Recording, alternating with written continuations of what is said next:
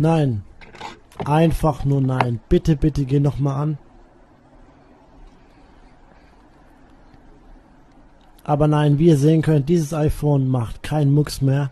In diesem Moment habe ich gerade über 700 Euro in den Sand gesetzt.